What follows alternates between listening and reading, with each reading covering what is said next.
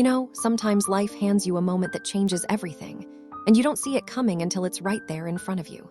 It was a rainy afternoon in our little house on the edge of town, the kind where the drops tap gently on the window like they're trying to whisper a warning. I was sitting in the kitchen, stirring a pot of soup I'd made just for them, when my son walked in with his wife, and I could tell from the look on his face that something was wrong. I smiled at first, like I always do, because that's what mothers do. We try to hold things together. But then he said those words that hit me like a quiet storm. "Mom, we think it's time for you to find your own place." His wife stood behind him, her arms crossed, not saying a thing, but her eyes told me everything. She'd won, and I was the one being pushed out. In that moment, my heart felt heavy, like it was sinking into the floor. I'd raised him all by myself after his father passed, given him every bit of love I had, and now here he was, choosing her over me.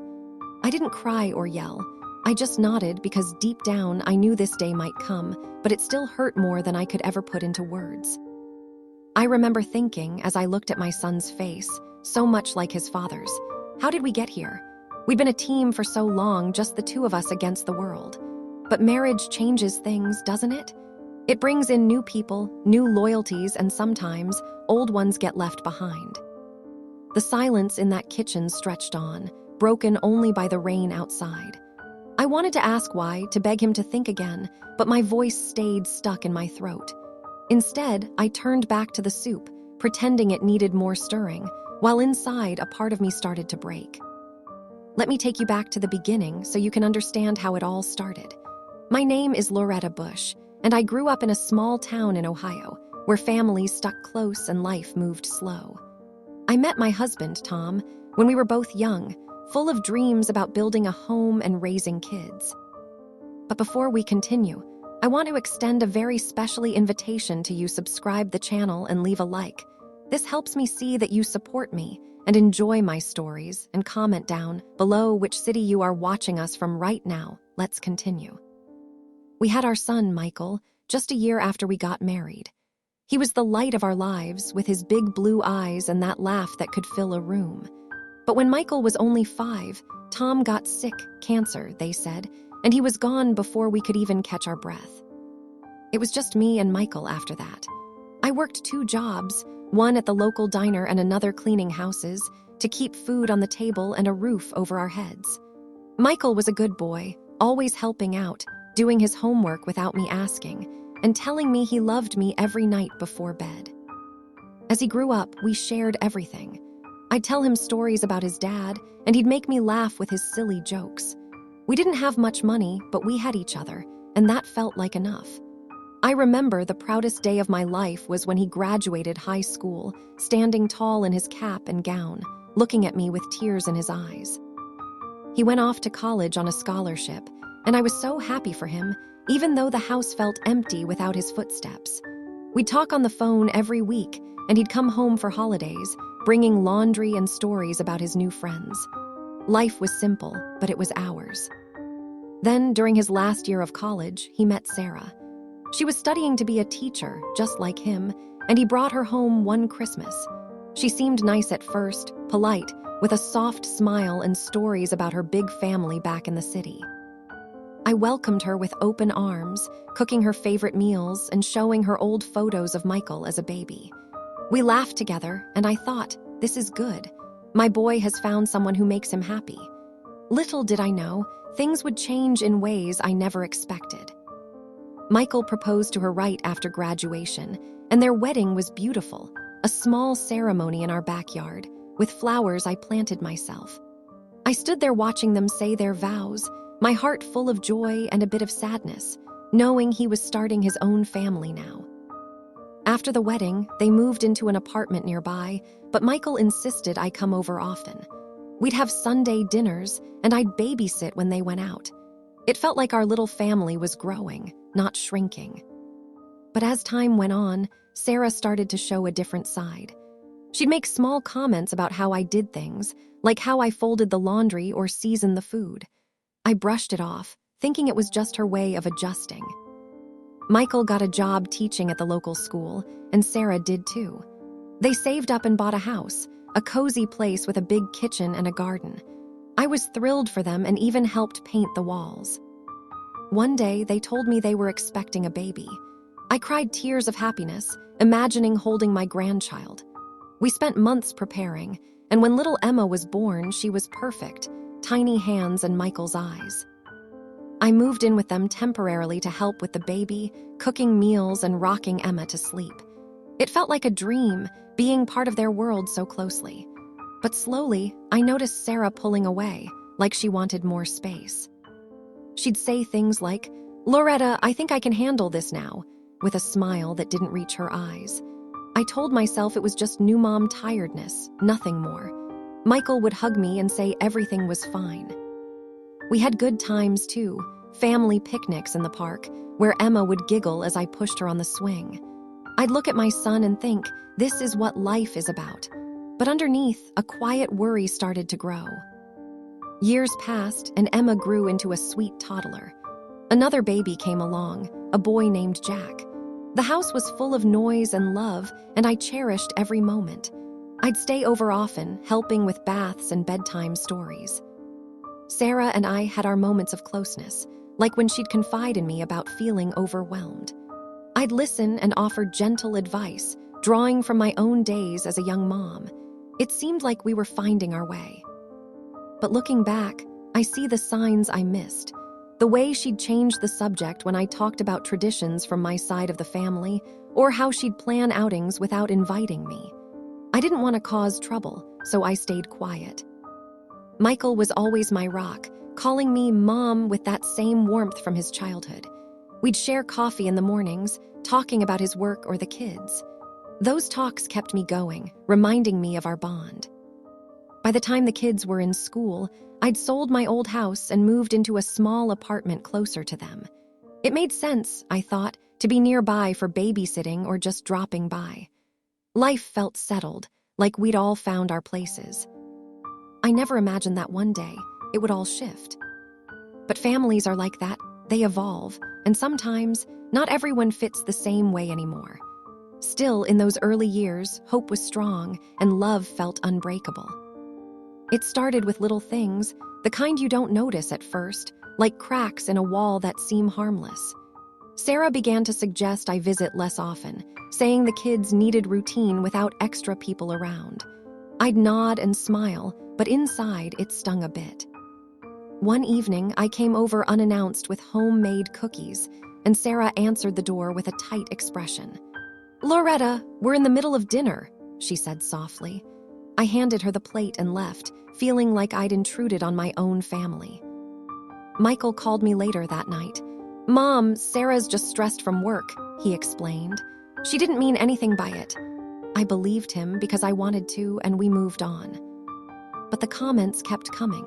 During a family barbecue, Sarah whispered to me, "Maybe next time, let me handle the grilling, the kids prefer my way." I stepped back, watching from the side as they laughed together. Emma, now 8, started school activities, and I'd offer to help with costumes or snacks. Sarah would say, "I've got it covered, thanks." Slowly, I felt pushed to the edges, like an extra piece in a puzzle. Jack, the younger one, adored me. He'd run into my arms calling Grandma, but even that changed. One day, I picked him up from school, and Sarah met me at the door looking upset. "I didn't ask you to do that," she said. "Please check with me first." I apologized, feeling small. Michael tried to mediate, saying, "Mom, Sarah wants to be more involved as a parent." I understood, but it hurt to feel like I was overstepping in my own grandchild's life. Holidays became tense. For Thanksgiving, I brought my traditional stuffing, the recipe from my mother. Sarah served it but later told me, "The kids didn't eat much of it, they like mine better." I laughed it off, but my heart ached. We had a family meeting one weekend. Michael said, "We love having you around, Mom, but we need to set some boundaries." Sarah nodded, adding, "It's about our space as a family unit." I agreed, not wanting to argue, but I went home that night and cried quietly into my pillow. The distance grew. Phone calls from Michael became shorter, always rushed. "Busy week, Mom," he'd say. I'd hear Sarah in the background, and the conversation would end soon after. One summer, they planned a vacation without me. "It's just us 4, Michael explained. We need some alone time." I smiled and said I understood, but as I watched them drive away, a loneliness settled in, deep and cold. Emma's birthday party was another turning point. I arrived with a gift, a doll I'd sewn myself. Sarah took it and set it aside, saying, "We already have so many toys." The kids played, but I felt like a guest, not family. Later, Sarah pulled me aside. "Loretta, maybe give the kids some breathing room," she suggested. Her words were calm, but they cut deep. I wondered if I'd done something wrong all these years. Michael noticed my sadness. "Mom, don't take it personally," he said over coffee one morning. "Sarah's family is different, they're more independent." I nodded, but I thought about how my own family had always been close, sharing everything. Small arguments popped up. Once, I suggested a different doctor for Jack's cold, and Sarah snapped back, "I know what's best for my son." It was the first time her voice rose, but she quickly calmed down. I started visiting less, waiting for invitations that came rarely. The house I once helped build felt less like home. I'd drive by sometimes, seeing lights on and feel a pang of exclusion. Birthdays passed with quick calls. For my 60th, they came over for cake but left early. "Kids' bedtime," Sarah said. Michael hugged me tight, whispering, "Love you, Mom." It helped, but the emptiness lingered. I tried to fill my days, joining a book club, walking in the park, but nothing replaced the warmth of family. Friends noticed my quietness and asked if everything was okay. I'd say yes, but inside, doubts grew. One day, Sarah called me. "Loretta, could you watch the kids this weekend?" I agreed eagerly, thinking things might improve. But when I arrived, she handed me a list of rules, bedtimes, meals, no sweets. It felt like I was a hired sitter, not grandma. During that weekend, Emma confided, "Mom says you're too old-fashioned sometimes." It was innocent, but it hurt. I hugged her and said, "I just love you all so much." Michael picked them up Sunday night. "Thanks, Mom," he said, but his eyes avoided mine. Sarah smiled politely and they left. That night I sat in the silence, wondering where I'd gone wrong. The tensions built like storm clouds. Christmas came and I wasn't invited to decorate the tree, a tradition we'd shared for years. "We're doing it as a nuclear family," Sarah explained. I spent the holiday alone, watching old movies, tears in my eyes.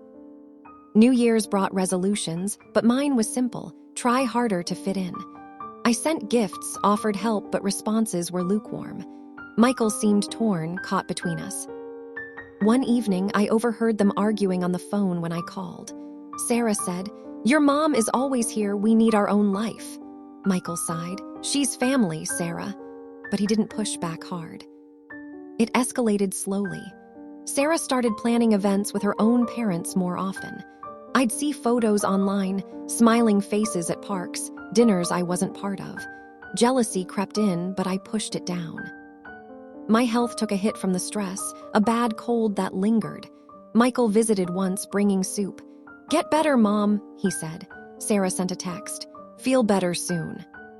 I realized then how much had changed.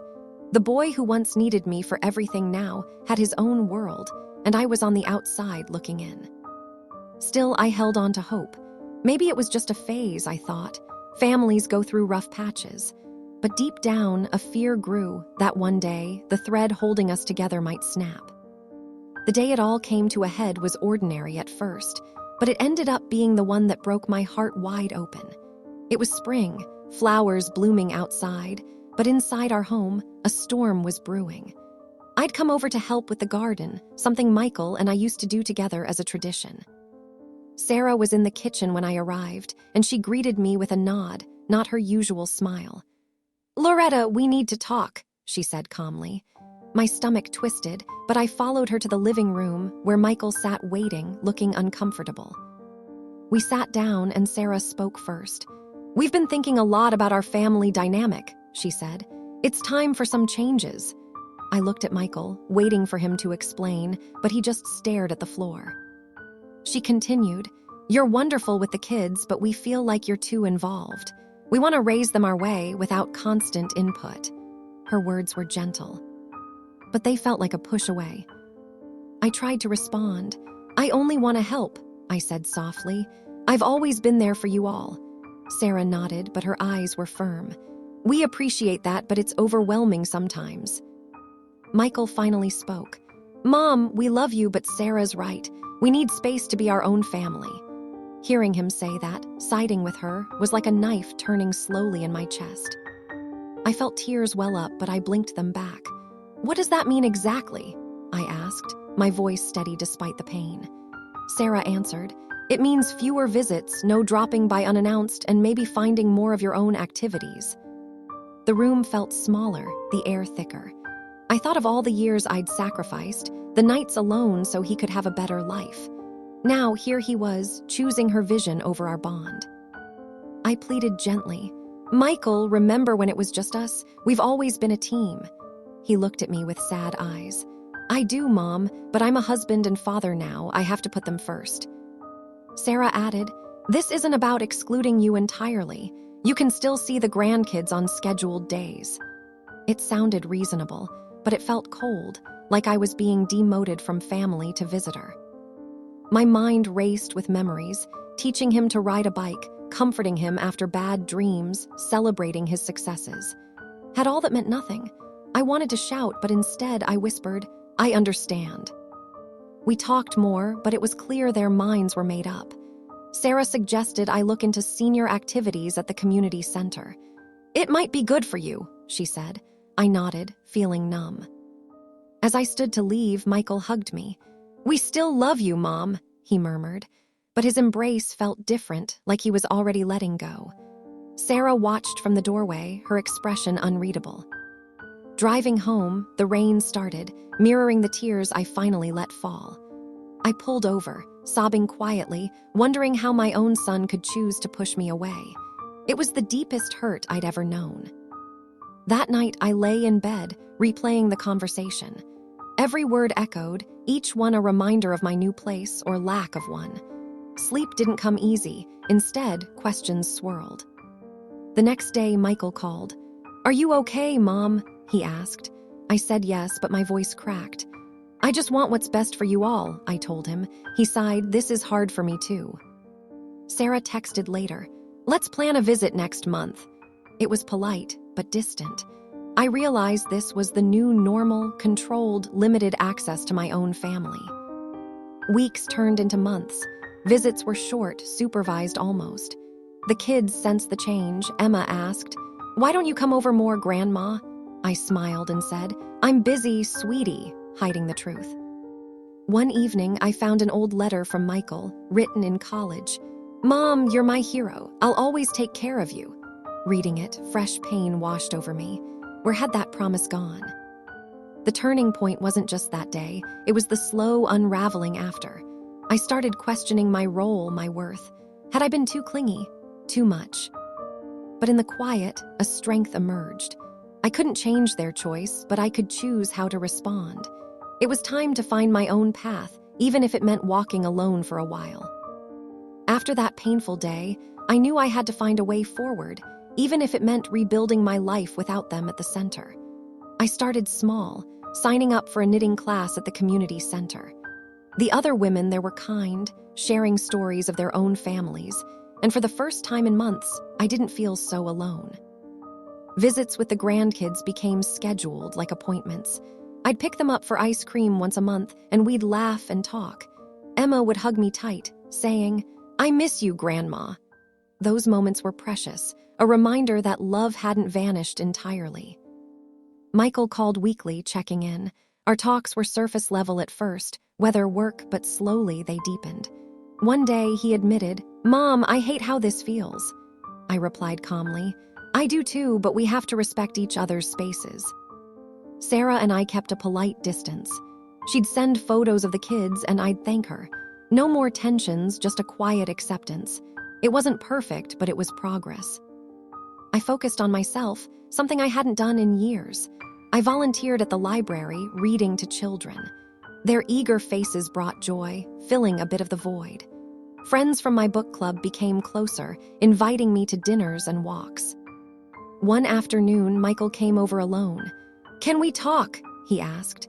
We sat on the porch, sipping tea.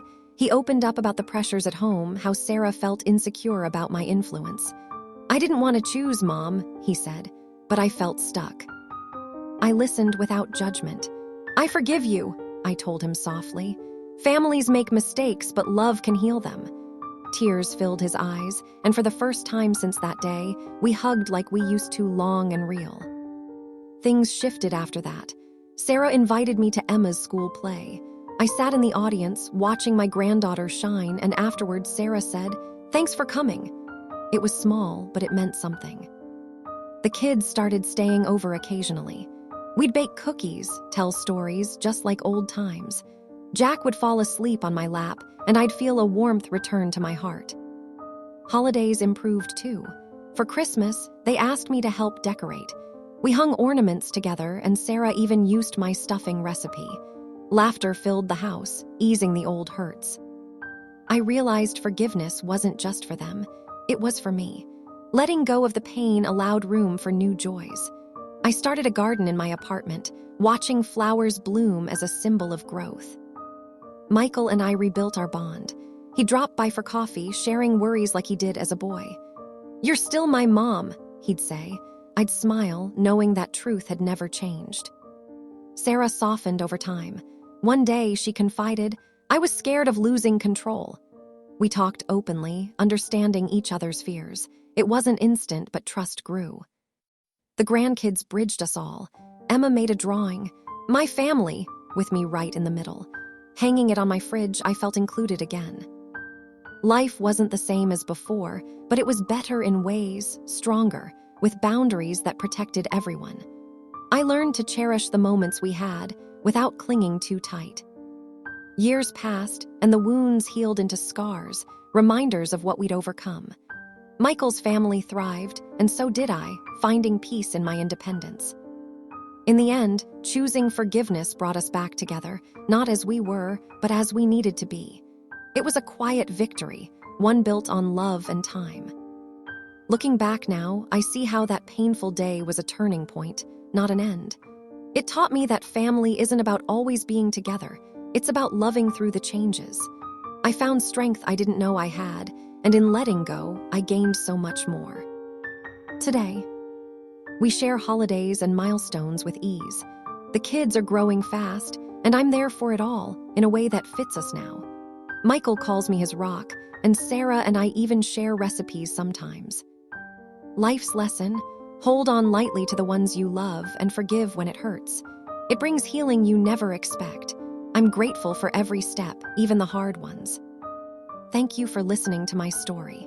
May it remind you that love always finds its way back if you give it room.